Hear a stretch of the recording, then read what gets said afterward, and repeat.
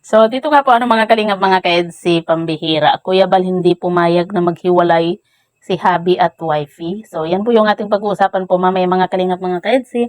Pero bago po natin ipagpatuloy ang video ito sa mga bago pa lang po sa ating munting channel, huwag po natin kalimutang suportahan ang ama ng kalingap Kuya Bal Santos Matubang at Kalingap Rob. At paunawa panoorin po muna ang full video bago mag-comment para malaman ng nila naman nito. So, dito nga po mga kalingap mga ka-EDC, nung napanood ko nga po itong yung video nga po ni Kuya Bal, grabe, talagang nakakatuwa po yung ginawa nga po ni Kuya Bal. Dahil talagang pinababa po niya itong si Kalingap Edo. Talagang ayaw po ni Kuya Bal na maghiwalay nga po itong si Beyonce nga po at ni Habi nga po mga Kalingap. At syempre, marami po yung natuwa. At isa na rin po tayo natuwang-tuwa nga po sa ginawa nga po ni Kuya Bal dahil hindi po magkahiwalay itong si Kalingap Edo at Beyonce. Doon pa rin po sila sa sasakyan nga po ni Kuya Bal kasi sabi nga po ni Kuya Bal, wala daw po siyang trending.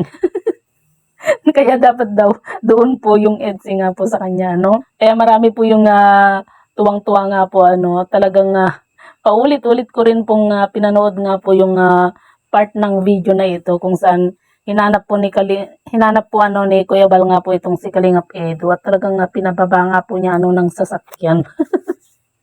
'Di ba? Nakakatuwa talaga itong si Kuya Bal minsan po mga Kalingap.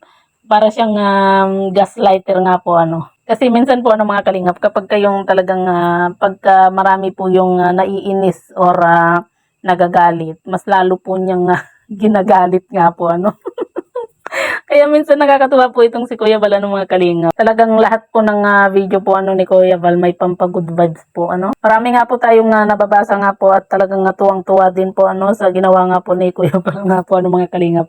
At ito po mga Kalingap, magbasa lang po tayo ng konting komento nga po nung ibang mga viewers nga po Sabi nga po dito ni Ma'am Erlinda, love po kasi ni Kuya Bal ang EDC kaya exclusive. Ingat po kayo. At sabi naman po ni Ma'am Leia, yan Kuya Bal, bantayan mo ang EDC. Diba? So, at dito naman po mga Kalingap, sabi naman po ni Ma'am Nati, grabe talaga ang pag-iingat ni Kuya Bal sa mga babae namin. Tama po yan, ingat po kayo palagi. Talaga naman exclusive lang daw sa kanya lang, wala nang ibang mang-agaw. At sabi naman po ni Ma'am G, love you Kuya Bal kasi love na love mo ang EDC, inalagaan mo talaga silang dalawa. Suportahan po namin si Kuya Bal Santos Matubang, mapagmahal, maalaga, ama ng Kalingap. At dito naman po si Ma'am Lourdes, sabi po niya, tuwang-tuwa ako kay Kuya Bal, lalo na pang inasar ang mga bashers. Lungkot-lungkutan na naman sila ngayon. Prove yan sa amin Kuya Bal para walang kawala talaga. Oo nga mga Kalingap, grabe kaya. Tuwang-tuwa po ako sa ginawa ni Kuya Bal Talagang hinanap po niya itong si Kalingap Edo nga po at pinababa. 'Di ba? Kumbaga nakasakay na po itong si Kalingap Edo sa sasakyan nga po nila Kalingap Rob. Talagang pinababa po niya itong si Kalingap Edo nga po. At dito naman po mga Kalingap, sabi po ni Ma'am Gracia, sa kanya lang daw ang EDC, sarap sa pakiramdam. We love you Kuya Val, exclusive para lang kay Papa Val ang EDC. Hehe. Marami nga po dito yung natawa nga po sa ginawa nga po ni Kuya Val. At sabi naman po ni Ma'am Anreg, patawa talaga si Kuya Val. At marami din po mga Kalingap yung nagpapasalamat nga po dito kay Kuya Val dahil nga po sa ginawa po niya.